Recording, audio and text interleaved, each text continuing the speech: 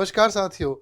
आज हम देखेंगे 2022 के टॉप 10 जजमेंट को। सुप्रीम कोर्ट ने 2022 में कुछ लैंडमार्क जजमेंट दिए थे, तो आइए हम देखते हैं, शुरू करते हैं। पहला हमारा जजमेंट है Sunish KS versus Travancore Devaswom board and others का। देखिए, इस मामले में in the present case a writ petition was filed in the high court of Kerala. Kerala high court में एक रिट पिटीशन फाइल की गई थी, seeking a writ of mandamus of direct the respondent to grant the remission in default of payment caused due to hardship of COVID-19। यानी कि कोविड-19 के लेके जो डिफॉल्ट ऑफ पेमेंट थे उसके रिमिशन को लेके एक रिट पिटीशन जो थी वो फाइल की गई थी, writ of mandamus. The court notice that the occurrence of any commercial difficulty, court ने नोटिस किया कि किसी भी तरीके की जो कमर्शियल डिफिकल्टी है, hardship or the inconvenience in performance of the condition of the agreement can provide no justification to the petitioner to wriggle out the contractual obligation which he had accepted with open eyes। यानी कि यहाँ पर जो है court ने जो decision दिया था वो पिटिशनर के फेवर में दिया था। तो यहाँ पर देखिए, ये एक बहुत इंपॉर्टेंट लैंडमार्क जजमेंट था Sunish KS versus Travancore Devaswom board and others का। सेकंड हमारा जजमेंट है Sunil Kumar Maitreyi versus state bank of India. देखिए, इस प्रमुख लैंडमार्क जजमेंट में ऑनरेबल सुप्रीम कोर्ट ने कहा कि this case dealt with the section 5 of the limitation act. ये जो एक्ट है, ये जो केस है, इसमें डील किया गया इस केस में कि जो सेक्शन 5 जो है लिमिटेशन एक्ट का, that does not apply to the institution of the civil suit in the civil code, जिसमें सिविल कोर्ट में सिविल सूट को इंस्टीट्यूट करने के लिए अप्लाई नहीं किया जाता। सुप्रीम कोर्ट ने कहा कि ए जजमेंट ऑन 21 जनवरी 2022, 21 जनवरी 2022 को एक जजमेंट देते हुए सुप्रीम कोर्ट ने कहा, कोर्ट ऑब्जर्व दस, इस प्रकार से कोर्ट ने महसूस किया कि while setting aside judgment a passed by the NCDRC in which it observed that the complainant would be at liberty to seek remedy in the competent civil court। देखिए, यहाँ पर सुप्रीम कोर्ट ने, honourable supreme court ने कहा कि 21 जनवरी 2022 को court ने observe किया कि यहाँ पर जो सेट असाइड कर दिया जजमेंट को, जिसमें ऑब्जर्व किया गया था कि complainant would be at liberty. देखिए, कंप्लेनेंट जो है उसको क्या होगी, लिबर्टी होगी कि वो जो है कॉम्पिटेंट सिविल कोर्ट में रेमेडी के लिए लेके जा सकता है। कमीशन फर्दर ऑब्जर्व, कमीशन ने आगे ऑब्जर्व किया कि he chooses to bring an action in a civil court, he is free to file an application under section 5 of the limitation act 1963। कि वो जो होगा लिमिटेशन एक्ट 1963 के अकॉर्डिंग एक एप्लीकेशन को फाइल करने के लिए उसको फ्रीडम होगी। तो ये एक प्रमुख जजमेंट था, लैंडमार्क जजमेंट था ऑनरेबल सुप्रीम कोर्ट का। अब देखिए, नेक्स्ट हमारा है Basant versus state of Madhya Pradesh and others का मामला। In this case a crucial question came up before the high court of Madhya Pradesh. यानी कि मध्य प्रदेश हाईकोर्ट के सामने एक क्रूशल प्रश्न, एक क्वेश्चन इस तरीके का राइज हुआ, whether hearsay a statement made contemporaneously with the act और immediately thereafter will be admissible in the evidence as per the provision of section 6 of the evidence act. अब देखिए, evidence act का जो section number 6 है वो बात करता है रेस जेस्टे की बात करता है। यानी कि यहाँ पर हम बात करते हैं कि जो 6 नंबर एविडेंस एक्ट का सेक्शन नंबर 6 है, ये बात करता है रेस जेस्टे के सिद्धांत की बात करता है। यानी कि एक ही समय में कई बातें जो होती है वो एक ही प्रक्रम में, एक ही घटनाक्रम में होती है, वो आपस में कैसी होती है, सुसंगत, यानी कि रिलेवेंट फैक्ट होते हैं। तो यहाँ पर देखिए कि ये बात कही गई कि भाई अगर जो है इस तरीके के सेक्शन 6 के अकॉर्डिंग जो कोई भी बात होगी वो कैसी होगी, एडमिसिबल होगी। Honorable Court held that the statement made by the deceased contemporaneously with the act or the immediately thereafter would be admissible। यहाँ पर देखिए, ये बात कहा गया कि जिस तरीके से हम सेक्शन 32 जो है जिसमें डाइंग डिक्लेरेशन पढ़ते हैं इंडियन एविडेंस एक्ट में, तो डाइंग डिक्लेरेशन जो होती है वो एडमिसिबल होती है, क्योंकि ऐसा माना जाता है कि मृत्युशैया पर व्यक्ति जो होता है वो कभी झूठ नहीं बोलता है। तो ये एक प्रकार का रिलेवेंट फैक्ट होगा और कोर्ट में एडमिसिबल होता है। अब यहाँ पर हम ये देख सकते हैं कि इसके अंतर्गत जो है ऑनरेबल सुप्रीम कोर्ट की रूलिंग थी, उन्होंने एक जजमेंट दिया और रूल ऑफ रेस जेस्टे के सिद्धांत को बताते हुए बताया कि related provision was section 6 of the Indian act की, ये जो सेक्शन 32 है, section 32 of Indian evidence act को पढ़ा जाएगा section number 6 of Indian evidence act के साथ में। तो इस प्रकार के एक ही प्रकरण में जो साक्ष्य होते हैं वो कैसे होते हैं, सुसंगत यानी कि रिलेवेंट फैक्ट होते हैं। और ये रिलेवेंट फैक्ट कैसे होंगे, एडमिशेबल होंगे। तो यहाँ पर ये जो है वो एक ऑनरेबल सुप्रीम कोर्ट का एक बहुत अच्छा लैंडमार्क जजमेंट था। नेक्स्ट है Jacob Puliyel versus union of India का मामला है, जिसमें देखिए in this case it was held that as no substantial data has been produced on record to show that, कि किसी भी प्रकार का जो सब्सटेंशियल डेटा जो है वो रिकॉर्ड पर नहीं लिया जा सकता, that the risk of transmission of कोविड-19 viruses from the unvaccinated person is higher than from the vaccinated person, कि जो है इस प्रकार का कोई भी डेटा जो है वो नहीं लिया गया जिसके अंदर जो वैक्सीनेटेड पर्सन है उनकी बजाय जो अनवैक्सीनेटेड पर्सन का जो स्तर है वो कितना ज़्यादा है, इस प्रकार का कोई भी डेटा जो है वो नहीं लिया गया था। Vaccine mandates imposed by various state government and other authorities in the context of the covid pandemic. और देखिए कोविड-19 पेंडेमिक के कॉन्टेक्स्ट के अंतर्गत जितने भी अन्य अधिकारी हैं और जो सरकार है, अलग अलग प्रकार की जो राज्य सरकारें हैं, उन्होंने जो है वैक्सीन को आवश्यक बना दिया था एंड आर नॉट प्रोपोर्शनेट, लेकिन वो कितनी मात्रा में है वो उसका प्रोपोर्शनेट जो है वो तय नहीं किया गया था। when the raised issue was whether the policy of union and state government on COVID-19 vaccination policy is a reasonable restriction to the right to the bodily integrity of a person under article 21। तो देखिए हमारे भारतीय संविधान के अनुच्छेद 21 के अनुसार, जिसमें प्रतिष्ठा और गरिमा के साथ जीवन जीने के अधिकार की बात की गई है, उसके अंतर्गत हम ये देखते हैं कि किसी भी तरीके से जो यूनियन और स्टेट गवर्नमेंट है उन्होंने जो है किसी भी तरीके की जो वैक्सीनेट पॉलिसी है उसमें किसी भी तरीके का रीजनेबल रिस्ट्रिक्शन जो है वो नहीं रखा है। और यहाँ पर जो है किसी को भी बाध्य नहीं किया जा सकता कि वो वैक्सीनेट जो है वो हो। तो ये एक बहुत ही इंपॉर्टेंट लैंडमार्क जजमेंट था सुप्रीम कोर्ट का। अब देखिए ऑनरेबल सुप्रीम कोर्ट का नेक्स्ट हम जजमेंट पढ़ते हैं, Delhi airport metro express private limited versus Delhi metro rail corporation. This recent case was concerned with the section 317A arbitration and conciliation act 1996। देखिए ये जो एक केस था वो था section 317A arbitration and conciliation act का। Power of the arbitral tribunal to reward interest if parties are subject to an arrangement on the same, कि किसी भी तरीके से जो पार्टीज होती है are subject to an agreement on the same. In this case the issue which was raised was can be arbitral tribunal award interest if the parties have agreed otherwise, कि जो है इस केस के अंतर्गत ये issue जो है वो उठा था कि क्या जो है आर्बिट्रल ट्रिब्यूनल जो है उसे इंटरेस्ट जो है अवार्ड किया जाना चाहिए यदि पार्टी जो है वो एग्री होती है या नहीं होती। In answer to the supreme Court held, और इस क्वेश्चन के आंसर में ऑनरेबल सुप्रीम कोर्ट ने कहा, निर्णय दिया that when the parties have an agreement between themselves, कि अगर पार्टीज जो है आपस में एग्री हो जाती है, यानी कि दो पार्टी आपस में कंसेंट दे देती है, उनके बीच में एक प्रकार की म्यूचुअल अंडरस्टैंडिंग हो जाती है, एग्रीमेंट हो जाता है, तो उस कंडीशन में that governs the issue of interest, जिसके अंतर्गत इंटरेस्ट ऑफ इशू की बात की जाती है, arbitrator would lose its direction, कि जो आर्बिट्रेटर है मध्यस्थ जो है वो अपने निर्देशों को खो देगा। यानी कि जब पार्टीज आपस में मिल जाएगी तो मध्यस्थ की आर्बिट्रेटर की आवश्यकता नहीं होती। तो आर्बिट्रेटर का यूज कब होगा, जैसे हम लोग बात करते हैं फैमिली डिस्प्यूट के मैटर की बात करते हैं, तो वहाँ पर जो आर्बिट्रेटर होता है उसकी रिक्वायरमेंट वो जो है उसकी नेसेसिटी कब होती है, जब दोनों पार्टीज में किसी भी तरीके का डिस्प्यूट हो तो सुलह कराने के लिए मध्यस्थम की जो कार्यवाही जो की जाती है। अब ये जो अगर अपन बात करते हैं इंडियन एविडेंस एक्ट के अकॉर्डिंग बात करते हैं, तो इंडियन एविडेंस एक्ट के अंदर जो आर्बिट्रेशन है वो एक प्रकार का जो है उसको कंसिडर नहीं किया जाता है। तो देखिए यहाँ पर हम ये कह सकते हैं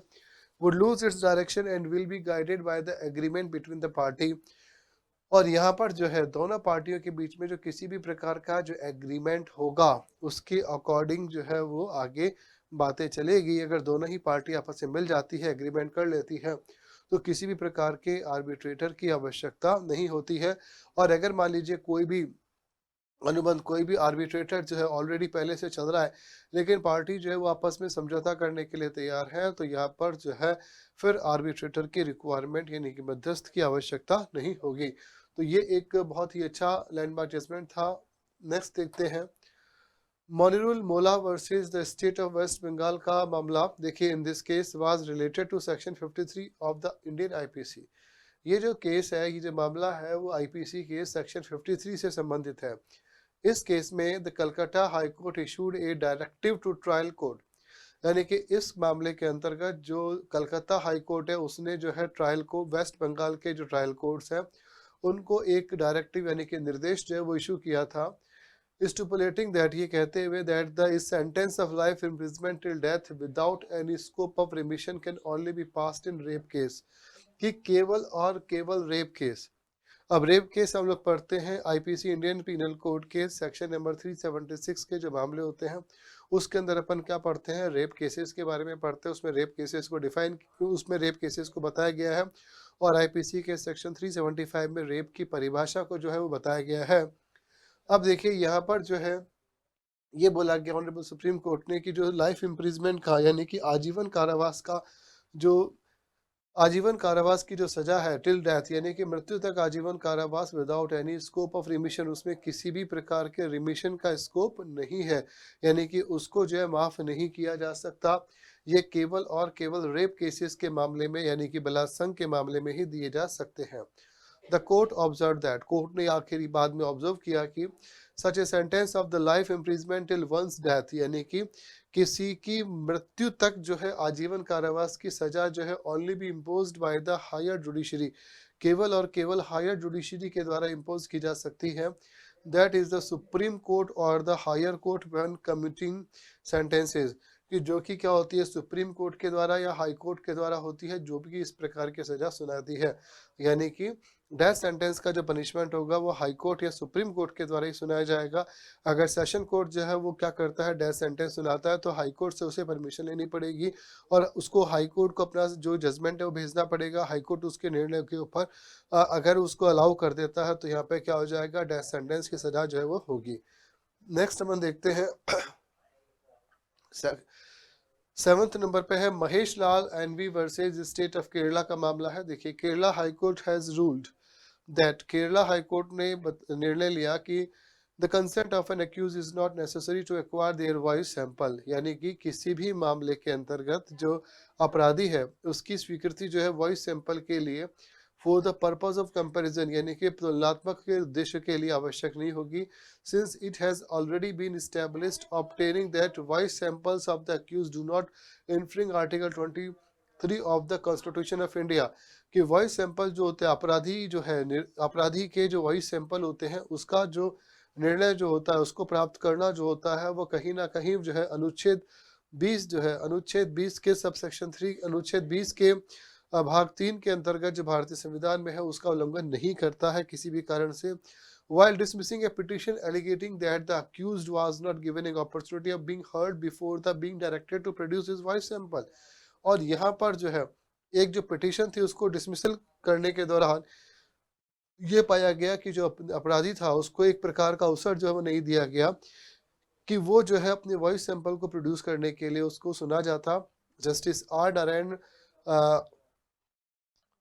विशारादी held that the accused had no right to option in this matter, कि accused यानी कि अपराधी के पास में इस प्रकार का कोई भी ऑप्शन नहीं होता, चुनाव का नहीं होता, यानी कि जब उसको ऑर्डर दे दिया जाएगा वॉइस सैंपल के लिए तो उसे वॉइस सैंपल देना ही होगा। तो यहाँ पर देखिए लैंडमार्क जजमेंट था Mahesh Lal NV versus state of Kerala का। नेक्स्ट है Noel Harper and others versus union of India का मैटर है। देखिए इसमें this case was related to the foreign contribution regulation act 2010। In this case, इस केस में the court upheld that the 2020 amendment made to the Foreign Contribution Regulating Act restriction in the handling of the foreign contribution organization in India, यानी कि यहाँ पर इस case के अंतर्गत 2020 में कोर्ट ने पाया कि किसी भी प्रकार का जो अमेंडमेंट होता है जो फॉरेन कंट्रीब्यूशन में है और फॉरेन कंट्रीब्यूशन रेगुलेशन एक्ट के अंतर्गत होता है उसको रिस्ट्रिक्ट किया जा सकता है भारत में किसी भी प्रकार के फॉरेन कंट्रीब्यूशन ऑर्गेनाइजेशन के मामले को देखते हुए। कोर्ट ने इंटरप्रेट किया कि the payment to third party agencies in furtherance of the purposes of the recipient would be a case of utilization and not transfer, कि इस प्रकार का जो पर्पस होगा would be a case of utilization, utilization के मामले में होगा, नॉट द ट्रांसफर, ट्रांसफर के मामले में नहीं होगा। Transfer within the meaning of the section 7 would be transfer to the third party. और यहाँ पर जो है सेक्शन 7 के अकॉर्डिंग ट्रांसफर का मतलब जो है वो किसी भी थर्ड पार्टी को ट्रांसफर करना ही होगा। For act beyond the purposes for which the FCRA approval has been granted, जिसके अंतर्गत FCRA का अप्रूवल जो है उसको क्या कर दिया गया है, स्वीकृत जो है वो कर दिया गया है। तो ये एक बहुत ही इंपॉर्टेंट लैंडमार्क जजमेंट था ऑनरेबल सुप्रीम कोर्ट का। नेक्स्ट हम देखते हैं जनरल सिंह वर्सेस लक्ष्मी नारायण गुप्ता। देखिए इस मामले में ये था general Singh versus Lakshmi Narayan, general Singh second के मामले में 3 जज यानी कि 3 जजेस की जो बेंच थी, 3 जजेस बेंच जो है सुप्रीम कोर्ट पैनल की, उन्होंने क्लियरिफाई किया था some of the problem raise by the previous years, यानी कि जो जनरल सिंह फर्स्ट का जो मामला था उस मामले में जो निर्णय दिया गया था उसको रेक्टिफाई करते हुए, उसको क्लेरिफाई करते हुए सुप्रीम कोर्ट के 3 जजेस की पैनल जो थी उन्होंने जो है वो क्लेरिफाई किया।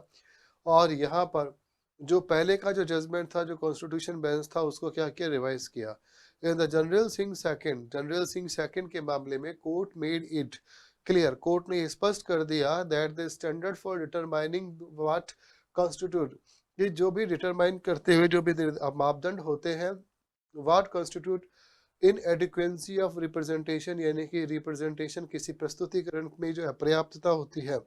In the services was a matter of executive description, वो जो है मामला होगा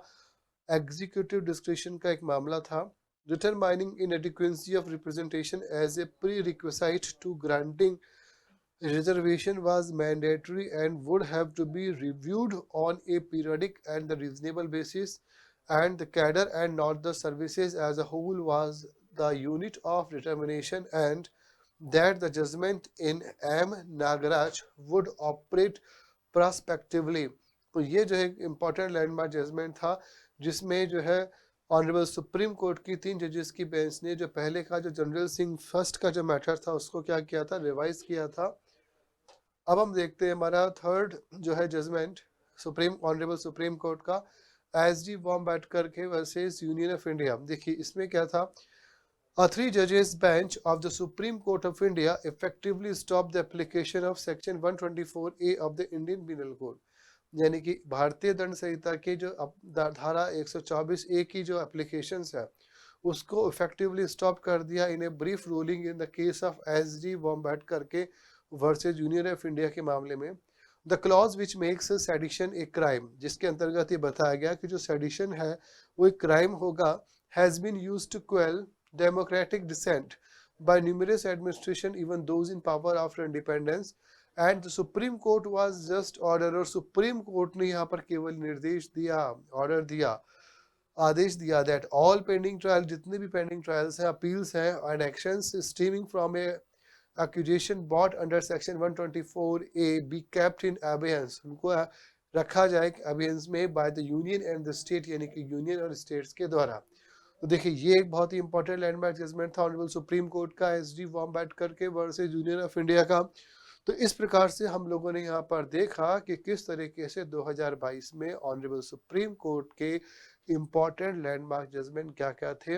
अगर आप किसी भी जुडिशरी एग्जाम्स की प्रिपरेशन कर रहे हैं तो आपके लिए ये बहुत महत्वपूर्ण होंगे। और जो है ये लैंडमार्क जजमेंट जो है वो ऑनरेबल सुप्रीम कोर्ट के बहुत ही इंपॉर्टेंट लैंडमार्क जजमेंट है। हम फिर मिलेंगे, थैंक यू।